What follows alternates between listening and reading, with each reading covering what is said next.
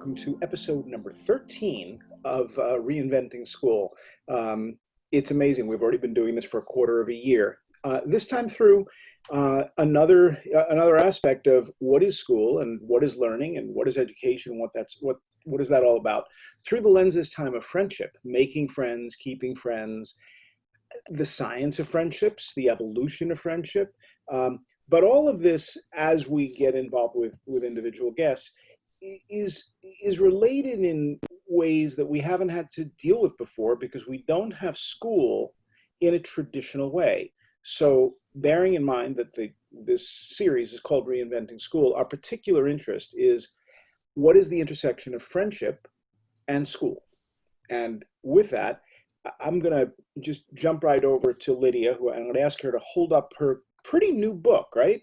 Which happens to be called, of all things, Friendship. Thank you. Tell us about it briefly.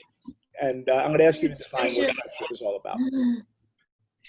Right. So this is a book that is really about the science of friendship, which is something that is relatively new. And I got interested in it. I usually cover the brain and psychology and other things. And I was intrigued to discover that these very serious scientists, not just psychologists and anthropologists, but evolutionary biologists and neuroscientists, were interested in friendship and the ways that we interact all through life, including as kids, babies, and then in middle school and adolescence, and then all the way through to the end of life. So this book is about the evolution and biology of friendship. It's about this piece of friendship we didn't know was there, how much it matters for our health. It's as important as diet and exercise, and it's part of the human evolutionary story.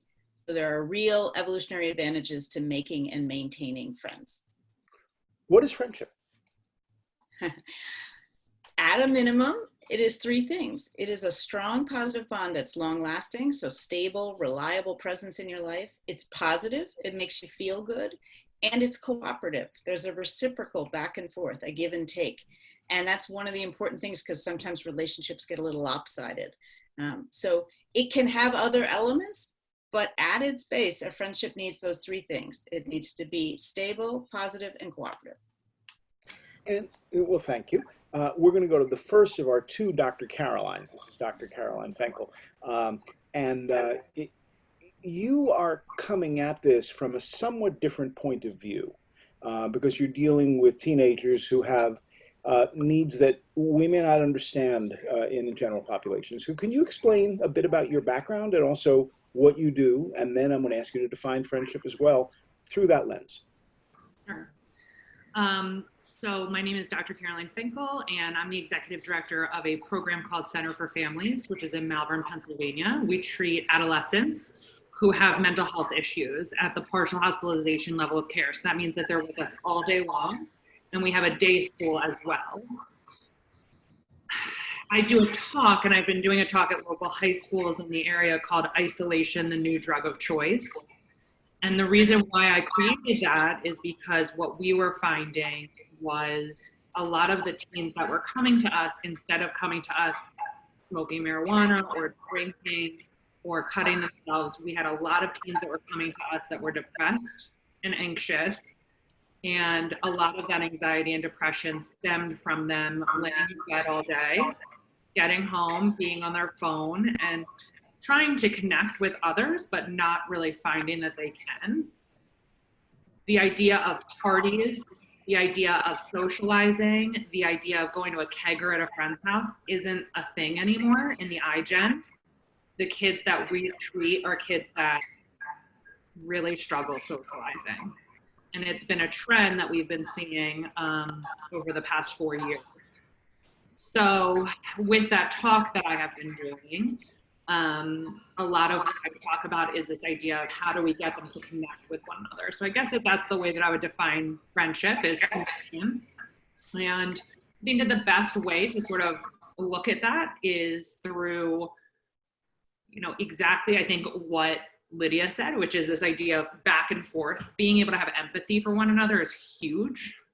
Anytime that a teenager goes to another kid and says, my parents are fighting and it's really hard for me, and that kid says, me too, or I had a friend whose parents did that and this is how they got through it, that's a connection, and that connection will build friendship, and those friendships will build resiliency and create protective factors.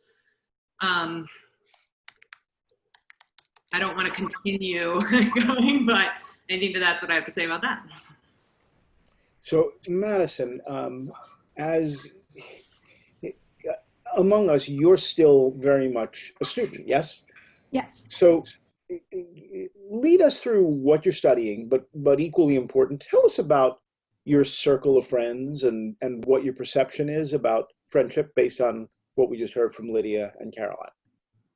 Yeah, so I am going into my final year at the University of Pennsylvania, and I'm studying psychology.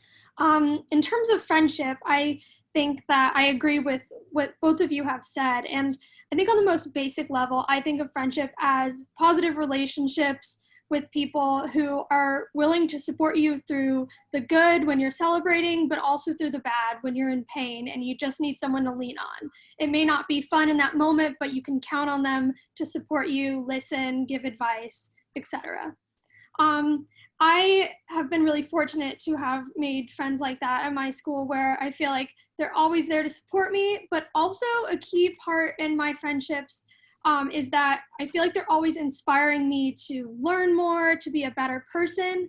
And I think that is something that I've learned, especially during college, is that you need people who push you to learn and grow, and having those people in your life is extremely positive. Thank you. Now I'm going to the other Dr. Caroline, and you have a fairly broad understanding because you've been studying friendship actually for quite a long time. That's true. And it's interesting to have Lydia here because my background, my PhD in friendship actually specifically focuses on evolutionary perspectives. But my initial interest was actually in adult friendship, looking at friendships between men and women who are heterosexuals and the different benefits that people would potentially derive from that. But I became so interested in looking at friendship across the lifespan. And I feel that looking at, hearing Madison's perspective here and from Caroline and Lydia, that there are so many different facets to friendship that are so important to our well-being. And one of the key things that I think we haven't yet brought up that is one of the hallmarks of friendship is that it's a voluntary relationship. We have relationships with our families that are, have some sense of obligation. We're born into those relationships. But when we seek out a friendship, it's someone that we choose to spend time with. And there are certain characteristics about them, their temperament or similar interests, similar hobbies that draw us to them. And I think that's a really important thing because usually that can be really beneficial. The way Madison's saying, these people can offer you support and guidance and encouragement. And there is actually also a bit of a dark side to that. You could seek out friends that don't necessarily have a positive influence. But I'm so excited to be here to hear everybody's perspective on this. Really interesting. Somewhere in here, I'm going to tie this back into school and this very specific experience of school, right? So Lyle, can you explain a bit about the work you're doing? And you cross over a lot of different disciplines, but you come back essentially to relationships, but you tend to do that with a particular interest in social media. And I'm sort of explaining, I'm hitting some mountaintops, but can you kind of lay out? Yeah, so I came at this, I've been monitoring a bunch of people who let me monitor their cell phones. With their permission, I track who are they talking to, when are they happy, when are they sad. And what you see is lots of things that you would expect.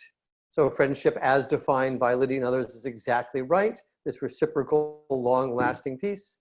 What you also find is people are happier when they're with friends, not surprisingly.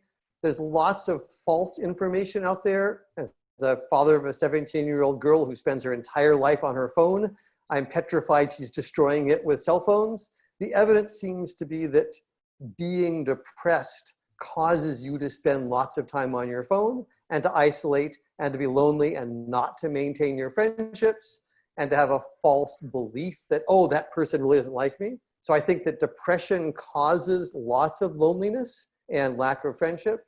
I think that there are positive sides to cell phones for connecting. And I think that in general, pulling it back to the school, and particularly the school in the current pandemic, one of the key questions is, how are children forming the friendships that they need? It takes lots of hours together with someone to really become a friend. You do not spend 10 or 15 hours and suddenly she's your best friend. Doesn't happen. It's an investment of time. The psychologists know that face-to-face is more effective than video. Video is more effective than just audio. Audio is more effective for connection than texting. And texting is better than sitting in your room by yourself. So we know about this hierarchy, but I think that we could still help our children. I worry about mine and yours who have children, help them to do more connection, to invest more time, and to use these media to foster their friendships. So, question for the group. There seems to be this thrust. I think it was the American Pediatric Association or similar says it's even worse for kids to be out of school than it would be if they were in school with a pandemic. I can't process that. It seems to me that the possibility of carrying death along with you seems a little more severe than not being able to make friends for a year. But somewhere in there, there's a breaking point. And clearly it's going to be a breaking point that's different for everybody and depends on circumstances and all that. So can we break this down a bit? How much interaction does my 9-year-old, does my 14-year-old need right now? And I know it depends on the person. So Lydia, you want to jump in? I do. So I just wrote a story for The Atlantic about this, about the social and emotional piece that kids are missing by not being in school. And obviously there's been a lot of concern about the academics, and that's really important. But there is this, the kind of the interstitial part of the day where you're just chatting and I mean, my 17-year-old would have been walking to school with his friend. He would have been playing basketball. He would have been chatting in the halls and in the cafeteria. He would have been going to lunch down the block, with his friends. Is it critical that you're missing that? It's not that it's going to do you in, but it really, what matters a lot is, yes, the individual, but also the age. So what all of the researchers that I spoke to said that the youngest kids, and that's into elementary school, I don't know, they really, really benefit from being with their parents and mostly need to feel safe in this time. And while they miss their friends, it's harder for them to interact online with their friends, and as long as they have sort of social interaction from adults in their world, they're okay. The middle schoolers are really interesting because it's such a critical social emotional time where you are learning who you are, not just yourself, but in relation to other people.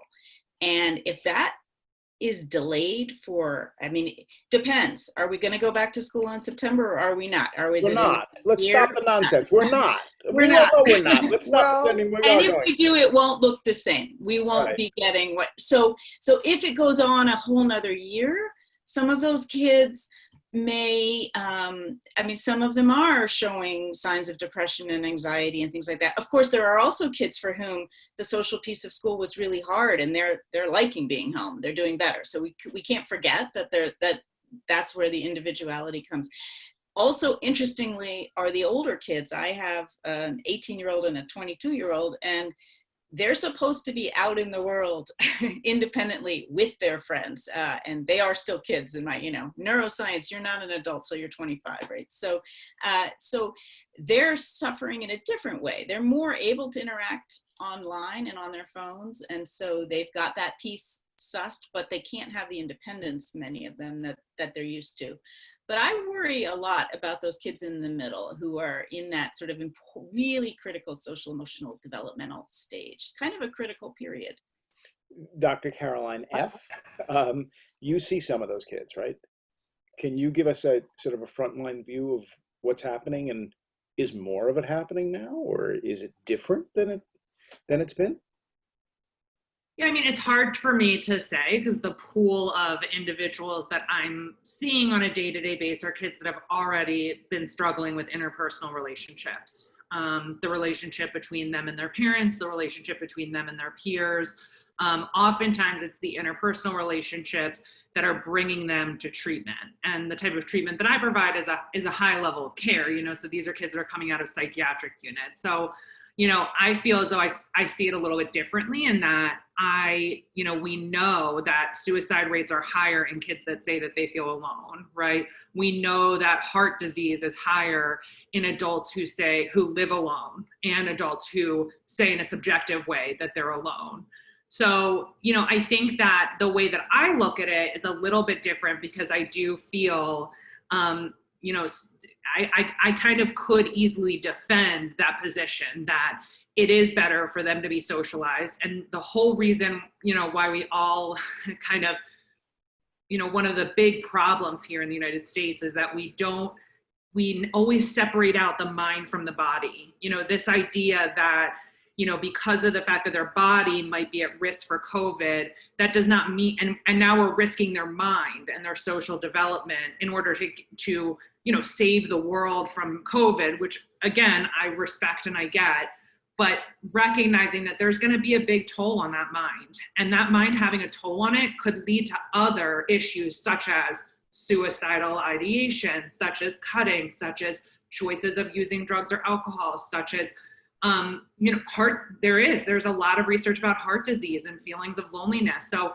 you know, for us to separate out these two mind and body things, we never really give enough emphasis on the way in which, you know, socially isolating is going to affect specifically teenagers and, you know, tweens, right? Those middle school age, how we're going to affect their minds and will in turn affect their future, right? Because these are the times where they're building up resiliency. These are the times where they're building up protective factors. It's imperative. Everybody probably remembers this. You were in middle school and you felt rejected by a friend, by a boy, by a girl, whatever.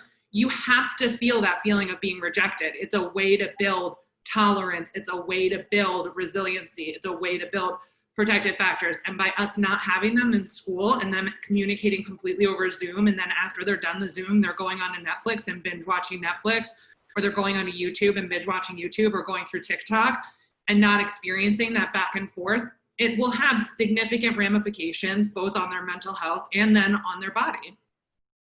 Thank you. Willow, are you good to talk? Just talking? Yep. Yes. Terrific. So what Dr. Caroline F., we have two Dr. Carolines here, was talking about is the emotional impact of not having friendly interaction, normal, easy, friendly interaction, because you're just not seeing people walking to school or, you know, or hanging out or whatever. What's your impression of that? And explain sort of who you are and how old you are and all that stuff, right? I'm Willow. I'm 16 and I'm a junior. And I feel like, okay, when I was like, last summer, I was just alone all year. So this is like nothing really big change for me. But I know some kids were going out and like having fun. And then I also know that like we have other options to contact our friends. We have Skype, we have Discord, and we have Zoom, and we have other ways to contact them. Like, even though we still like, we won't be able to like see them walking to school, which I'm still having school, but just on hybrid. Like some days I'm there and some days I'm not. So I will still have that interaction, but some kids might not. And then they could just like text them or FaceTime them or other options, because there's more ways of communicating other than just person on person with the new technology now. What about people you don't know who you might have met because you're walking to school that day, or they happen to be in the cafeteria, or they happen to be in class? You can communicate effectively through these digital means with people you know, but it's kind of tough to get to know people sort of from the start in this way, unless you happen to be on a Zoom call like this one. I don't talk, like whenever I'm walking to school, I don't really talk to anyone, like stranger danger. No, but I make new friends all the time online. Like I find someone, like I would like scroll on Instagram and I would find like an account that I would seem nice, and like I would be like, oh, they seem like cool people, and then I would text them, and that's how I would meet new people, if that was what you were worried about. Okay. So like you can meet new people. It's just you're gonna limit yourself to who you text. Lyle, is it safe? I think that Willow is right. I heard a lot of black and white thinking. Schools will be closed, no one will go to school, no one will see anyone. I think Willow's presentation is accurate for a lot of places. Schools will be hybrid. I think there are lots of problems where classes are, here's the Zoom hour, go home and watch Netflix. But I think what we need to do is to think of a much more flexible way to do things. And it sounds like Willow's world, which is my daughter's world. You set up calls, you chat with people. There's nice online platforms that allow people to drift in and out to get more people around. It's not as good. The research shows it's better to be face-to-face than to be on Zoom. You feel more emotional connection. But that doesn't mean that it's a black or white, oh, children will be locked in their rooms in the black watching their cell phones forever and ever. There's lots of ways that we could help our children, the younger ones and the older ones could help themselves, form connections, make sure that the socializing part of school is important and it's there. This should be built into the school. If our schools go online and say it's only about the classroom, that'll be a disaster, right? We all agree. But I guess I don't think it has to be yes or no. I think there's plenty of ways that we can structure unstructured playing time, chance for kids to get accepted and rejected and make up and break up and do things. It's not as good as face-to-face, but it's not the end of the world. Okay, Dr. Caroline, C. So I've been thinking about this I agree a lot with the ideas behind what Lyle's saying. Something that I think people are neglecting is that for children in school of varying ages, so we're looking at people from like K to 12th grade, it's a huge range in different ways you form relationships. But the reality is that a lot of these children already have some friends, right? If we're gonna assume that most of the children in school already have some friends, we understand that it might be difficult for them to form new friends, but those friends would not be the closest friends to them. The reality is what I would be very interested to learn about is how the pandemic, so the lack of access to seeing your friends in person and only really relating to them through social media, how that actually affects close relationships. Because I wouldn't be surprised if in some contexts this is actually having a positive effect, that it intensifies these relationships and makes them closer. So instead of children who are often in peer groups, having a diffuse investment in a number of friends, and you kind of connect with them casually, you know, outside of after lunch period or whatever. But if you make a more concerted effort to have WhatsApp messages with your friends and connect with them, it might actually strengthen those relationships that are already actually contributing to your well-being. And the relationships that are more acquaintanceships or people just in your peer network, those don't directly contribute to your well-being to the same extent. So I think we might actually see that all is not lost, that this is not a cataclysmic event to the extent to which people think it will be. I think this could actually have some positive gains, particularly for children who struggle with how overwhelming it could be in large social circles, and that it might be easier for them to form these relationships one-on-one, and you know that you can develop closer relationships. I'm not saying it's a substitute or it's in any way equivalent, but I think that we need to take into account that there could also be some strengthening of existing relationships. In other words, it might actually be better in some ways, and we'll talk about that right after this break.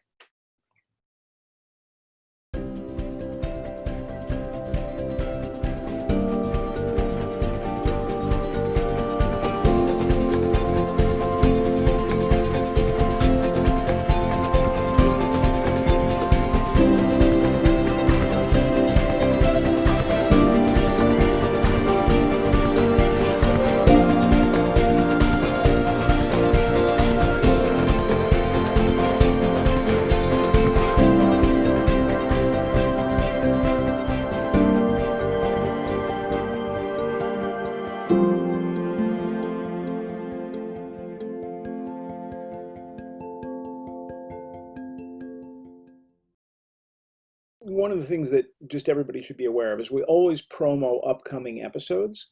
And in this case, because of a few schedules of guests, we may alter those. So the best place to find information updated is always www.reinventing.school, just so we all know.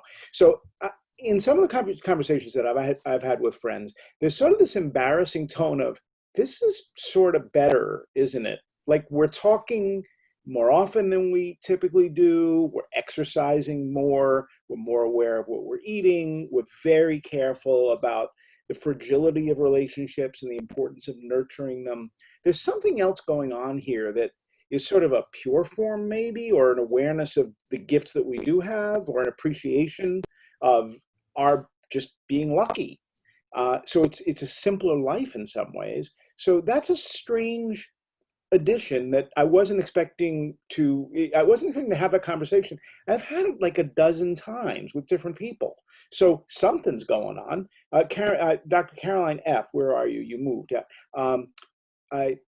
You were going to jump in just before, but do you want to comment on that first? That sort of, this is good?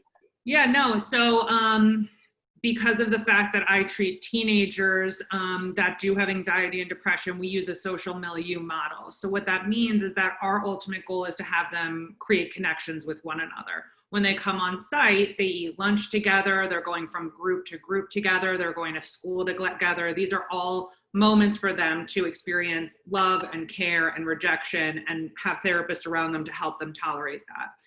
When we went virtual and we went fully virtual, we would do this thing where we would have school and then group and then group and then group and then school and then group. And it became really challenging because we recognized that this unstructured time that we gave them throughout the school day and throughout our time when we were on site is no longer there. This is so structured. So what we did, and we started this about 5 weeks ago, is we started a lunch, we call it like lunch and learn group, where essentially all of the kids bring their lunch and they just hang out on Zoom. They're eating, we have an informal conversation, they're talking to us about their favorite TikTokers, they're talking about this, they're talking about that, they're all jumping in with each other, and we just sit back as the clinicians.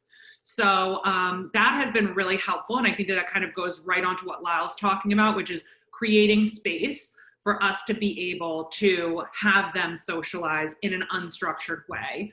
Secondly, I will also say that we have had several teenagers who, when in person, come onto site, they are shy, they won't share in groups, they won't open up. And when we transferred to virtual, I thought, this company is over. I'm never going to be able, like, it's done. You know, like, there's no way that these kids are going to be on Zoom talking about their emotions. There's no way that they're going to be doing their schoolwork from home. I don't know what to do. And I would say that about 25% of the teens that we treat did better virtually than they did in person. Why? Because they're in their jammies at home, they're laying in bed, they feel safe, they feel secure, they can open up and share about traumatic injuries and know that they have their dog right next to them and their cat right next to them who they're petting. They're able to get up and go and get their favorite snack and come back and eat their favorite little snack while they're doing this, and they feel so safe in their home environment that they're willing to open up. So, you know, you're right, there is something really magical that's happening about this. And it's been showing up in treatment for teens with mental health issues. Yeah, Lisa, who just chatted her way in, is saying, well, yeah, it's the comfort zone. Madison, what do you think? Yeah, I agree with that. I think that something that's been really interesting from my end is that I'm currently in Philadelphia living with my roommates, and all of us are doing research or we're working our internships, taking summer school classes, and being able to do that together is very comforting, even though we're doing this virtually. And before we were all together, we would plan different Zoom game nights every week. And I felt like some of the conversations actually were more vulnerable than just in person, because we maybe savored that time more together. We realized, wow, this is really important, and it's not as easy to see my friends, so I'm going to really try to make this meaningful.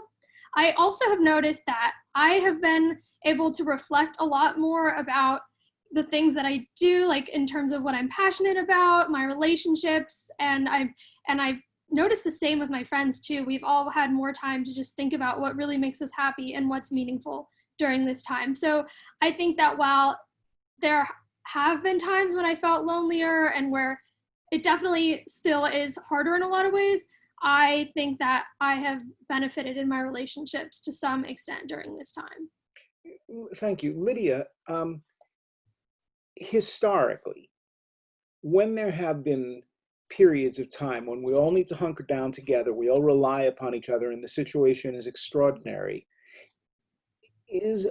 are the characteristics of what Madison described normal? Do they accelerate friendship? Do they deepen friendships? It's a major part of what friendship is meant to accomplish. It is, we build up, we get the rewards of friendship, the dopamine hit in the brain and all of that, so that we want to keep coming back for more, and it feels good. But really what we're doing is building and strengthening those bonds so that when there's a crisis, and that might have been a lion coming across the plains in Africa, or it could be the need to find food, or it could be all kinds of things, evolutionarily speaking, that those friends are there for us. And we still do that. So this pandemic, I am glad to hear people saying that they're finding strengthened relationships. I'm hearing mixed things on this, and I've been doing a lot of talking about friendship in the pandemic over the last few months. What I do think is clearly happening is that it has forced us to appreciate how much we rely on our friends. And normally in a crisis, we would come together physically, in person. We would hug each other. We would cry on each other's shoulders, things like that. That's the piece we couldn't do. And it was the piece that really, frankly, freaked us all out. How are we going to cope, right, without each other? Fortunately, we have creatively figured out how to do that, how to show up for each other from a distance. It's entirely possible to do. And it is possible to do it clearly, from what people are saying, in a strong and meaningful way. Not everybody is getting that, but you know, when my book came out in January, just as this was, you know, it was in the distance. Now, of course, it feels like it was obvious that it was coming our way. But I thought my job was going to be to convince people that friendship was important, right? And that they needed to make it a priority in their lives and take it seriously. Because as Dr. Caroline F. was saying, it literally will affect how long you live and how healthy you are, in addition to how happy you are. But the pandemic kind of did that for me. And it showed us that you know, we don't know what we have till it's gone, and now we really care. Joining us also is Elizabeth. Thank you for that. You have to unmute because I'm going to ask a question. As you're listening to us, are you feeling that in some ways this is better than it was before? In certain ways, I think that it is better than before. In some ways, I don't. Some of us are more like want to talk to our friends like in person, but some of us want to they don't want to talk to your friends in person. Like they want to text or they want to FaceTime. Like they're not someone who wants to interact with your friends. So it's basically like a 50-50 shot. Okay. Willow, same question. I know like it's a difficult choice because everyone enjoys FaceTiming. Like even before the pandemic, people would fall asleep on FaceTime and like stuff like that. But like now it's just more like socially acceptable to do so because like you don't have contact with your friends at school. So now you can like fall asleep while you're out on FaceTime or call them more. So I feel like even if you did prefer like social interactions like face to face, they would still, even if they did go face to face, they would still do the FaceTime. So it's just like eliminating a part of their day-to-day lives. And even though it's like a big change, they can still like FaceTime for longer, or they can, I don't know, play Uno together over the phone or something like that. Lyle, make something of this for us, please. Well, I think that what we've seen is, I think both things are happening, right? Which is that most people are more stressed and unhappy, and life is harder for the average American than it was before the pandemic. But there are people who are doing better. And I think there's no contradiction. These things feel like contradictions. They're not. Right. And if we look, one of my students did a bunch of polls of people who were super good at friends. The number one property that they found of a good friend, self-declared, was support through hardship. So being there for your friends is in fact a key thing to make friends. And one way that you can make friends is by being together in hardship and supporting each other. I don't wish hardship on anyone, but that's a plus side of it. On the other hand, it's still harder to connect. And again, I'll come back to studies. FaceTime is better than nothing, but FaceTime is not as good as physically being there. So I think they're both true. And I think people want to leap to either we're falling apart or everything is fine. Most of are falling apart, but they're both there. Which is similar to what you were saying before about, well, there's many different kinds of school. We have hybrid and other forms of school, and all of those seem to be valid for certain purposes. Many kinds of connection, many ways to do that. I think, by the way, the self-disclosure, intimacy is sort of the primary feature of friendship we've seen here, but people forget that boys in particular form friendships by doing things together. And I think a number of parents see their boys playing all day on their video games, and I have to look around me. I don't see a lot of boys or men. Howard, you're the one exception here. Friendship's different for males and females. They forget that part of boys connecting is chatting while they're playing games together. That's not just the video games of my youth, which were still solitary. These are ways to connect over gaming. So I think people forget that there are different forms of friendship and connection. And some of them, like online gaming, are done well without people being physically there. Yeah, and I'm finding, to kind of extend that and to maybe reach out to other guys, I'm finding that I'm suddenly using Facebook. I've never really used Facebook almost at all. And almost all the interactions, I would say probably 2/3 of the interactions I have are with guys who are really reaching, just putting something up so that some human will respond back, right? And it's just fun. So all of a sudden now I'm discovering all of these histories of the television industry, for example. And all these guys who are like, piled on, wait, I have something. It's in my basement. Let me take a picture for you. Under normal circumstances, that wouldn't happen. Under these circumstances, there's all sorts of bonding that I'm involved with that I never would have made the time for before or never would have discovered. And I'm beginning to make friends in that process. Dr. Carolyn C., make some sense of this for us as well. Well, I feel like there's just, friendship is an enormous range of experiences, right? And people have friendships that are really close and not so close, and friendship can manifest itself in different ways. And I feel that a lot of us are trying to be optimistic and look at friendship in a way of like, friendship will help us through this, and there are a lot of benefits that friendship can give us. But for a lot of people in this country at the moment, that friendship is nearly a luxury because they're functioning at a level that is so high stress, and they don't necessarily even have the time to invest in their friends. And so while we're thinking that friendship does offer all these incredible benefits like companionship, instrumental support, intimacy, closeness, all of it, and we want all those things for everyone, children and adults, that isn't always necessarily a possibility. So while it would be fantastic if we had the ability to all be strengthening our relationships right now, and it is true, men and women often maintain their relationships differently and have different ways of expressing closeness, but we have to realize that there is no one size fits all here. And while we are singly talking about the pandemic, I think we also cannot neglect to focus on Black Lives Matter as well, which has had a profound cultural change within this country and has made some people feel particularly vulnerable. It has made some people feel very activated and mobilized to affect change in our country. And that, I think, as well has been really significant in people's relationships. Some people are bonding over their feelings of Black Lives Matter. Some people are maybe reaching out to social groups and becoming active, like engaging in different social activism about causes that they may feel are important, and that could be forging future relationships for them. So I think that we need to take into account, like as Lyle was saying, that this is not that black and white. There are so many different experiences people are having right now.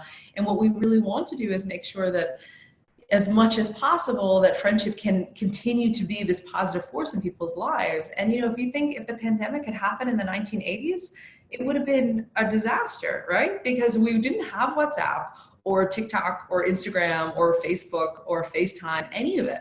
And so it would have been a much more challenging experience. And so I think that we need to take into account that there are some very positive things that we could derive out of this. And if we can focus on those and try to spread the value of that to a larger audience, I think that's really important.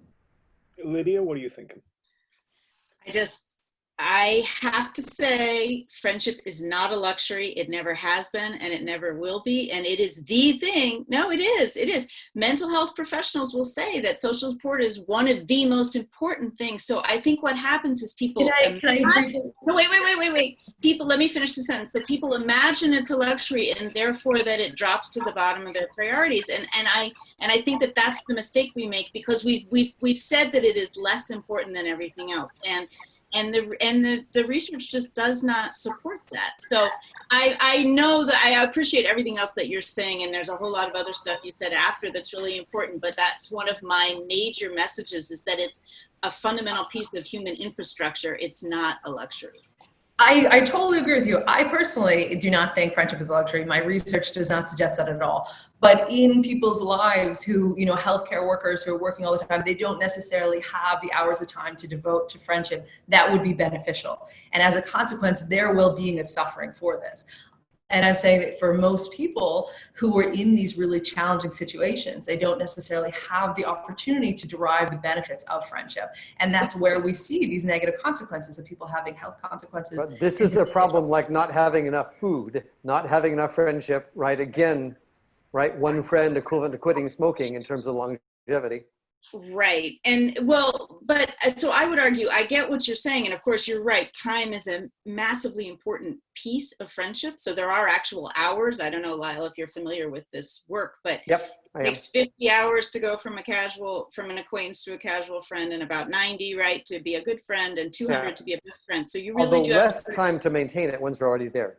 Less time, right. And so that was what I was going to say is, now, especially for, let's say, frontline healthcare workers who are in, have been in emergency mode, the idea should be that they're, even if it's just small little bits of connecting with their friends, that is should be helping them to get through. And it's the relationships they had already built. It's not that they're going to go have a leisurely dinner, because nobody could do that anyway, or have a leisurely, interaction, but even just little, like a joke by text, I think goes a really long way when people are in crisis. But we're getting away from school and kids here. But I don't think kids though, but I think it's relevant to the center of it. But because we want the kids to have the time. It's critical that the kids actually, and parents. My key goal as a parent now is to make sure my daughter has enough time devoted to spending time with her friends, whether it's going in person with a mask on to the park, which I strongly encourage because that's face-to-face, or whether it's FaceTiming or whatever. But I think that's an easy way for parents to support kids is, have you talked to your friend today? No. Why don't you text her? Elizabeth, really easy parental intervention. Elizabeth, have you spoken to your friend today? Yes, I have spoken to my friend today. What'd you do? What'd you do together? We just talked about her dog. What's the dog's name? Tell us more. I'm actually not allowed to tell about her dog. Okay, her then dog's don't name. do that. Okay. But how often do you talk to your friend? I talk to her actually daily. Okay. How long? We talk like at separate times throughout the day. So like it could be as short as like 5 minutes to about an hour or two. Okay. Willow, same question. Technically, yes. Me and my friend actually talk during the nighttime because that's whenever we both have the most spare time. So we would talk from like 6 to 5 a.m. And each week we would get because they count our hours. Right now we have 3 full days added up. And that's how often we talk. Okay. And we would just play games on our phone, or we would find a funny game that looks funny, and then we'll play that for an hours, and that's what would keep us busy. Madison, apart from the people you're living with, what about the rest of the world of friendship for you? Yeah, so I text my best friend back home basically every day, text or Snapchat, and even when we're apart, which is the majority of the time because I go to school across the country, we FaceTime about twice a month or so, but we talk every day in some form. And that's how does continued. Distance fit into this? I mean, one of the weird things about this is nobody is distant from anybody now, and yet we feel the distance in different ways. How does distance affect friendship now, and is that different from the way it did in November? That's a good question. I think that in terms of distance and now during all of this, I think that we're more intentional in our interactions with people. So if you're reaching out to text them, often it's about something happened, or you just want to know what they're doing and how they're feeling about things. So I think that distance and all of this has maybe made our interactions, while fewer, potentially higher quality. Dr. Caroline F., I know you were trying to get in there before. What's your thinking about distance? And then you had something you were going to say. Yeah, I mean, I think that the way that I look at myself and my own friendships, I am absolutely talking more to people than I used to.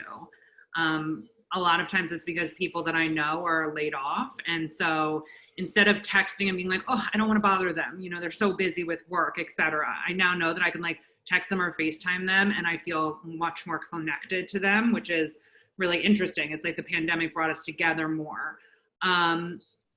Whereas like with my parents, for example, I don't want to be near them for fear of getting them sick. And they're not very good at FaceTime or things like that. My parents are a little older. So, you know, I feel less close to them. So I think it really depends on the age of who it is. And then as far as teenagers goes, and what I'm seeing with the teens is they're connecting the same amount, really. And, you know, obviously, Willow, you and Elizabeth can both, you know, jump in here, but I have not yet heard them say, I don't see my friends as much, or I miss seeing my friends in person, or things like that. They've always been Snapchatting, FaceTiming, like this is just sort of normal for them. So I haven't seen a big shift necessarily. What about making new friends? Because to me, that sounds like the most challenging part of this. You know, as I think about the acquisition of friends, to put it in a weird way, you know, through elementary school, through being in the neighborhood, through being in college together, through working together on a project.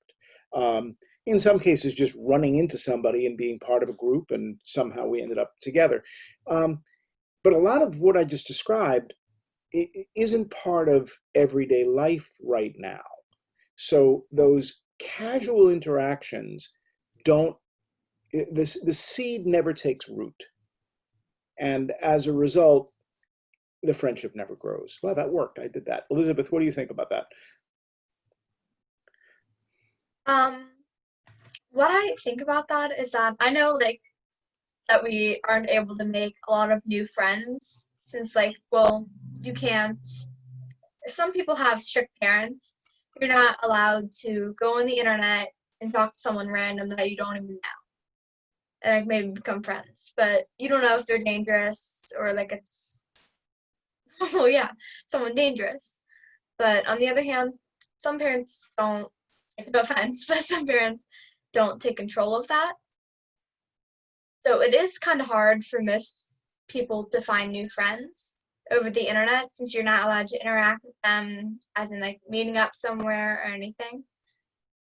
So what if this goes on for 2 years? How is that going to affect your social emotional development, to kind of ask you to self-analyze yourself? What I'm thinking is that, I mean, that's a tough question. Right now, some of my friendships have grown stronger, but some of them have been torn apart because we have been finding stuff out about some of my friends that I haven't known before. So I have lost a couple of friendships, but I did gain some closer friendships with some of my friends. So I think it's going to be even more rockier through the road if this continues.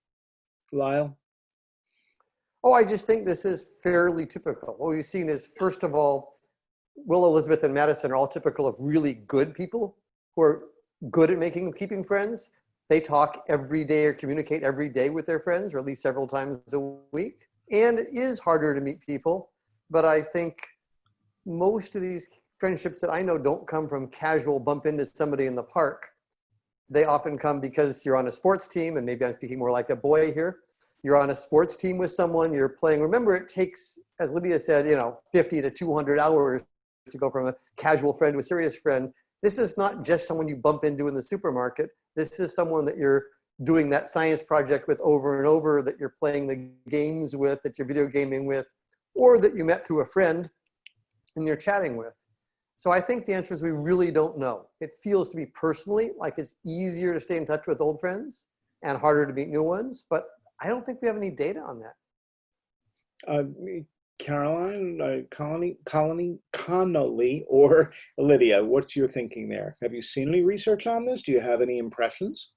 Well, I feel like there isn't any research yet about the pandemic and how that's going to affect relationships. But I do think that forming friendships as well as maintaining relationships do tap into two different skill sets.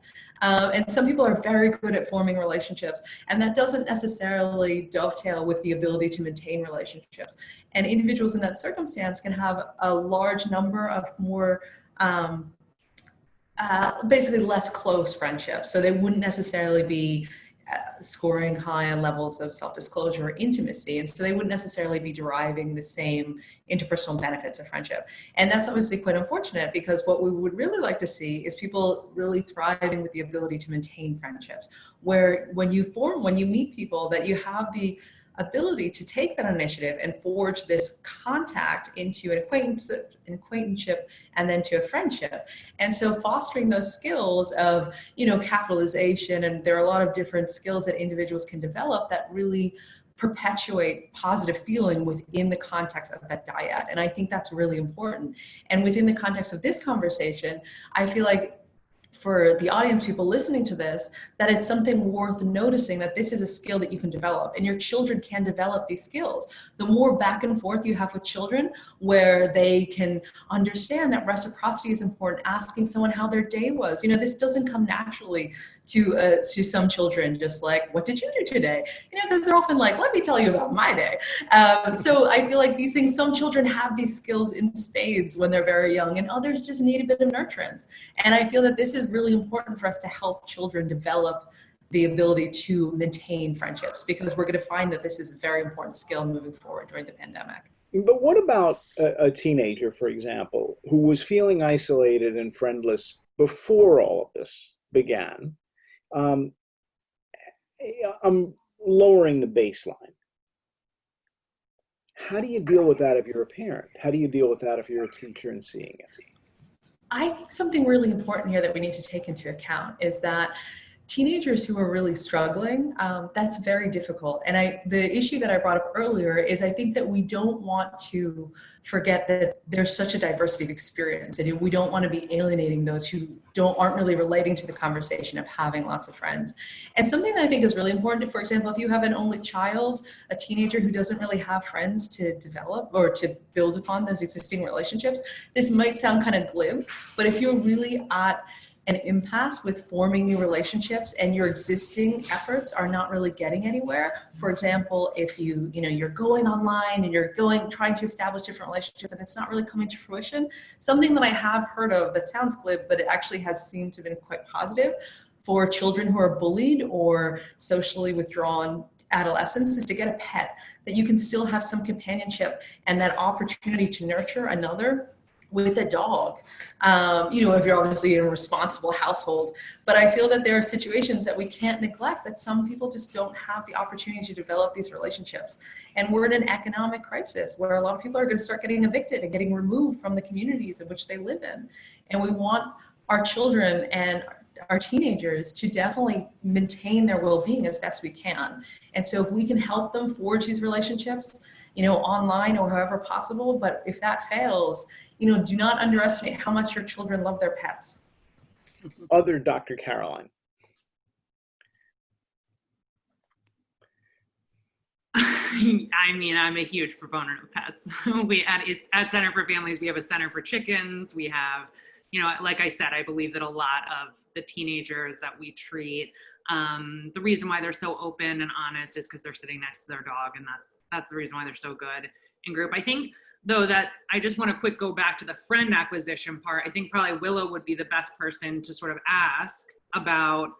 Willow, my question to you would be, out of the friends that you didn't know through organic ways, like meeting them at school, did you meet any people through social media? Like, one of the big things that I talk to teens about is, how did you meet this person? And meeting a person at a party, which is what I used to do when I was in high school. You would go to a party and the party was at a local high school and you didn't go there, and then you would meet these people and then you would get all their numbers and then you would text them and hang out with them again. That's not necessarily a big way of friend acquisition now, and it's more you're a friend on Snapchat, so I'm gonna friend you on Snapchat, and so on, and then suddenly you're snapping a lot with this person, and then suddenly you're like, hey, what's up? What school do you go to? Oh, cool. Do you know this person? Do you know this person? Cool. Willow, am I wrong? I don't know. Am I wrong about that? I actually have a bunch of apps that I use to find new friends. Most of my friends are actually online to start with before this even happened. Like I have some friends in Georgia, and we we met over a video game. And then I have like this one app that just randomly matches with people that like you have interests in, and you put in your interests, and then you'll be able to text them. They're like, oh, you are 98% matchable. You should talk to them. And then you do. And then you slowly start to develop close friends. Even though you might not be close, you still have like that new person interaction with them. And also there's Omegle, which isn't that safe, but if you put in the right tags, you don't get anything wrong. And like I met a lot of friends on there like years ago, and I still talk to them to this day. So it just matters on like how you search for these friends. Yeah, so I think that to think to ourselves that friendship acquisition is going to somehow be affected due to the pandemic, it's just not, it's like a fantasy. It's the way that we used to view our, like, we're only putting our own experience of high school and middle school onto these kids, and it's like, that's just not their world anymore. Yeah. Madison, what do you think? Yeah, I mean, I think that I agree with what everyone's been saying about this. I think that, personally, I haven't met a lot of my friends online, but I think in this time, we are seeing that maybe we're becoming braver in terms of willing to reach out and learning to communicate and figure out how to do that, because if this continues to go on for another year, 2 years, or even a few months, we're going to need to do that. And I think it is effective, but you have to feel comfortable being vulnerable and opening up to people online. Yikes, that sounds scary. Lyle, is it scary, or do we just think it's scary? It's incredibly scary, and I think the hardest part of friendship is the intimacy, the vulnerability. I think it's hard to devote the time. It's hard to actually keep investing and keep calling. It's hard to realize that the person who says, no, I'm busy, might actually be busy and still like you. And it's really hard to be vulnerable. And again, there's gender differences. It's stereotypical, but on average, women are better at this than men. Boys are not as good as girls at this sort of piece there. And it's hard. It's scary. Is it dangerous? No, it's not dangerous. The danger is actually being lonely and alone will kill you. The people you meet on the web, by and large, if someone's going to kidnap a kid, it's your ex-husband or ex-wife that's going to do it. It's not some stranger on the web. The danger is mostly in your head. The fear is the hard part. It's scary to talk to strangers. It's scary to put up emotionally. But the internet is not the dangerous people if someone's going to pop back into your house and steal your precious child or your dog. It's your relatives you should worry about. Dr. Caroline F., you just typed something, but why don't you explain it to us? I mean, I think that Willow already did, right? Which is that, and Madison, I hate to say this, but you're a senior at Penn, right? So you're about what, 6 years out from being a sophomore in high school. So you might have missed this. iGen is moving so quickly. You guys could not imagine how different the trends are. I mean, I ran an intensive outpatient for substance use, doing exactly what I'm doing about 10 years ago. The kids were completely different. They were struggling with such different issues. They were going to parties. It's just a whole other world now with these teenagers. But I can tell you that out of all the teenagers that I treat, 90% of the people who they call friends, they met online. They did not meet them organically through a sports team. They did not meet them in sitting next to the math class. They did not go to a party. They saw that they had a friend in common on Snapchat, and they friended that person, and they started talking to them. And Elizabeth, that's just what I see. Elizabeth, you okay with that? Your parents okay with that? My parents probably wouldn't be okay with that. I'm more of a person who likes to meet people like through sports or like through school. So I don't really spend a lot of time on social apps, even though I do have social apps. But meeting someone new on it, I mean, I would probably ask permission from my mother to actually text them to see if I was allowed to, and if I can friend. And I am 13 years old. Lydia? So it's entirely possible that teenagers have skipped this, but my understanding, even with children and teen and adolescents, is that you can, however you meet, well, one thing we know is that relationships that exist both online and offline are the strongest. So the more channels we use to communicate with someone, the stronger that relationship. But also that to really get that deeper relationship, and that is what's happening during this pandemic, we're tightening the circles a bit. And so we're having, as we've been saying, these tighter, closer bonds. You have to have both the shared interest you meet, but then you need some sort of deeper emotional shared experience to really get closer. And that might be the piece that is missing or will be missing if we don't ever get back to, winning the soccer game together or whatever it is. Although I gotta say that I was involved with a group of people who became friends, and we put together a documentary together, and we needed money, so we did a Kickstarter campaign. And even though we knew that a board member was going to contribute the final money so that we'd have enough to get all the money and all that, we took pictures of the screen and we sent them to one another because we needed that connection. We all cheered in our own houses. We were so excited about having this sort of joint success, right? But that's the shared emotional experience that I'm talking about. Really powerful too. It's not that you can't have it online. It's just that you would have to work a little harder, or the circumstances might be harder to imagine. It was spontaneous. None of us said we were going to do it. It was as if we were in a stadium cheering a team, right? It had that. So maybe there's more possibility, and maybe we are creating a little bit too much protection around it, right? But at what age, right? I mean, is it okay for a 5-year-old? Is it okay for a 7-year-old to be, looking around different internet sites and going, that person looks interesting, or whatever it is, Snap or TikTok or whatever. So it's one of those things where I don't think any of us really know, but I think we're beginning to make some assumptions. And I'd love to know that there's a lot of research going on around this so that we can provide everyone with the information that we need. But friendship feels still amorphous to me. It's difficult for me to understand how it begins, how it forms, why certain friends stay for as long as they do, why some drop out of sight, then drop in again 20 years later. Like all of this just seems like magic to me, good magic. But I don't. As Dr. Caroline C. and Lyle and I have thrown this around a number of times at lunch at University of Pennsylvania.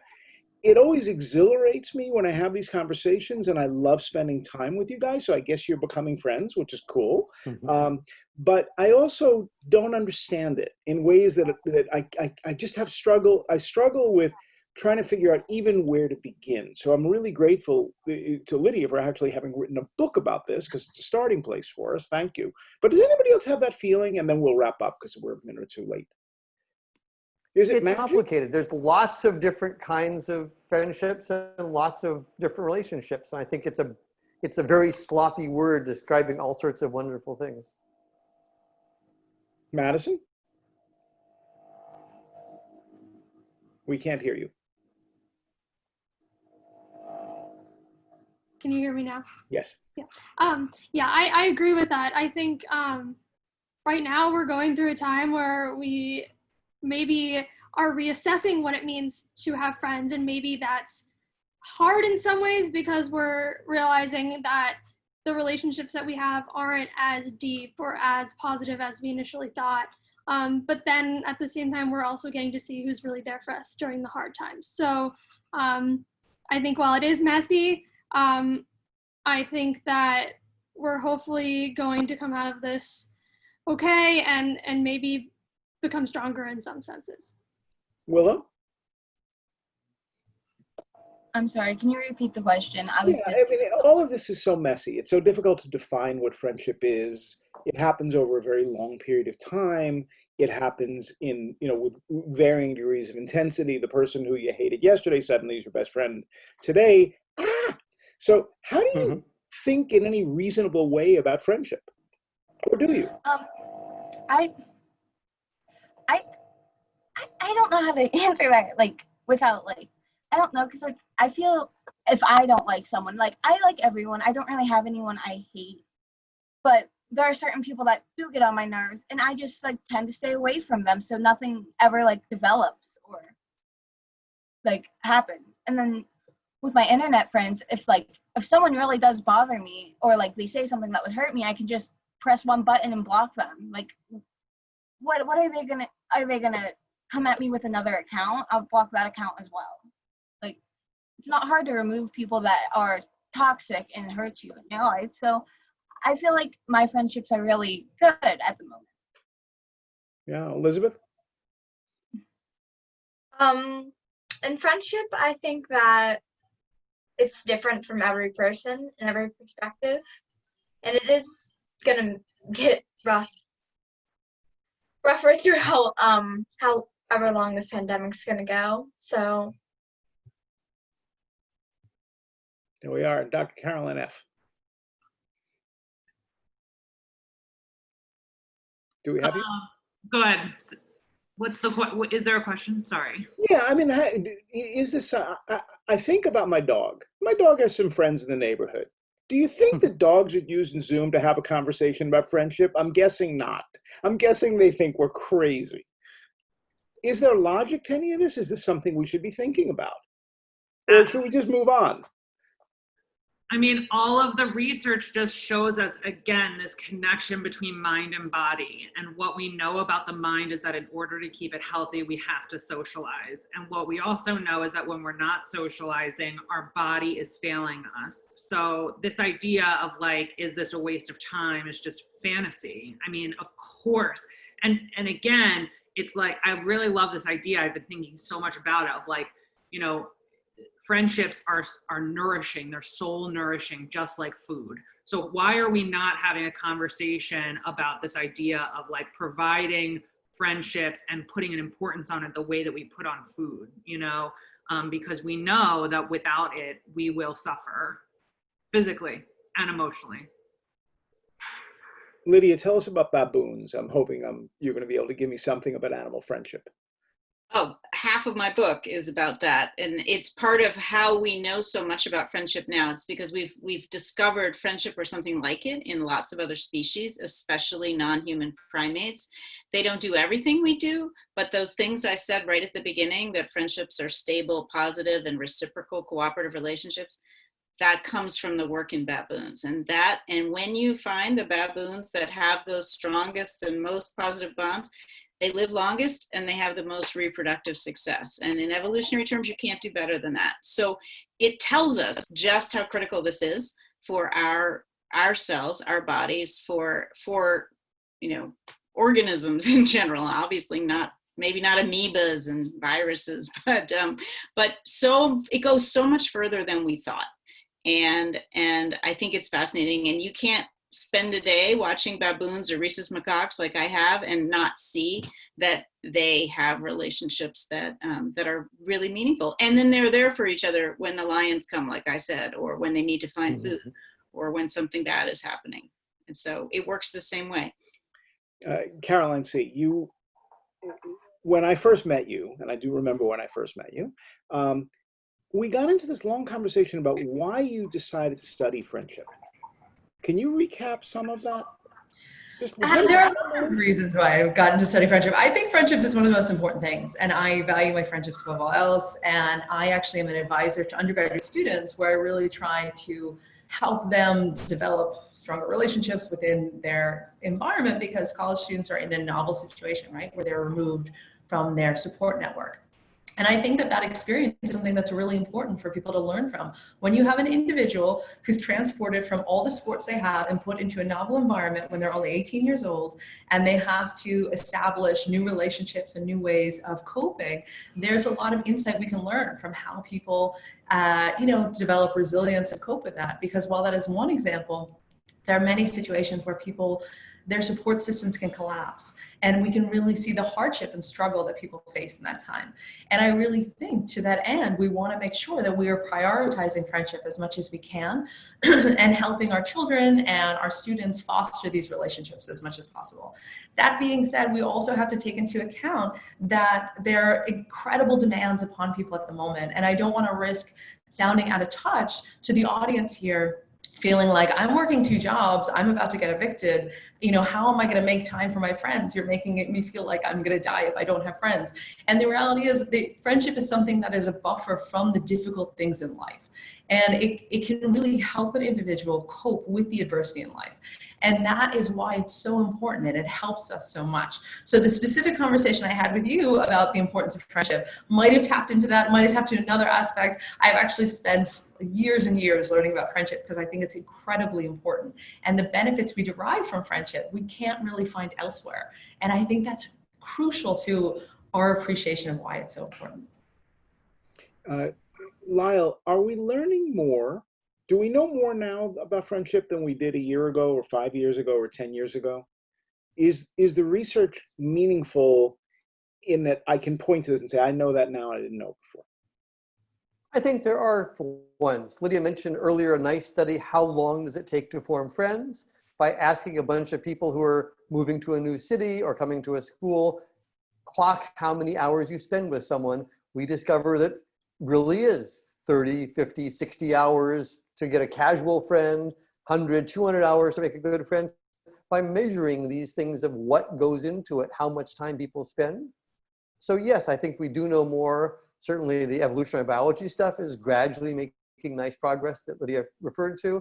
And I think coming forward, as we get more measurements of who texts whom, what information they send to them, which relationships pan out, which ones don't, which sorts of friendship apps like dating apps work. We know that dating apps are quite successful, right? Lots, 25% of all US marriages, I've got an exact number, come through dating apps. We don't have as good friendship apps, at least for my age group. Maybe Willow's groups are different, but I think we're getting better at getting these supports. So I think we're gradually coming to know more about what works and what doesn't work. What about the disappearing friend? What about ghosting? Well, how do you put that into the context? And we'll make that our last question. For anyone. Lydia, it looks like it's yours. Okay. I think it's really interesting because social media has given us language for the end of friendship that we didn't really have before. We have divorce and estrangement and separation for the end of marriages and things like that. But ghosting and unfriending and unfollowing sort of are harsh terms, but they do speak to something real that happens. I happen to feel that it's actually really important not to hang on to the unhealthy, toxic friendships. I'm happy to hear Willow feels she's good at that.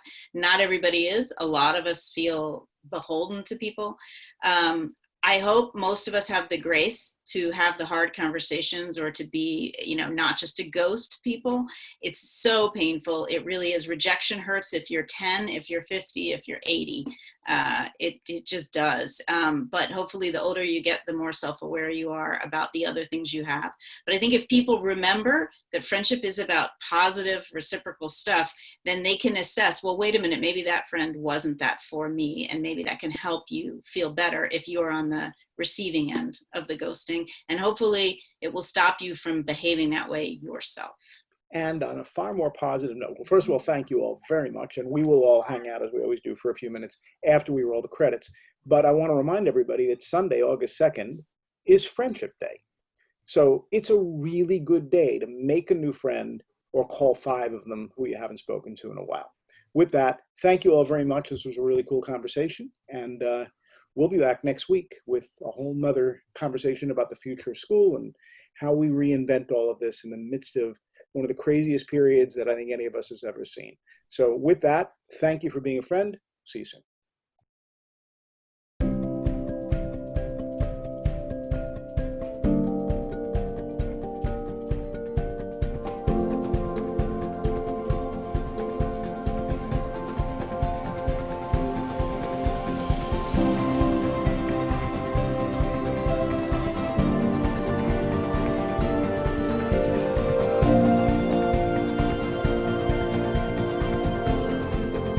For on-demand episodes and more, visit our website. Kids on Earth contains hundreds of video interviews with students from around the world.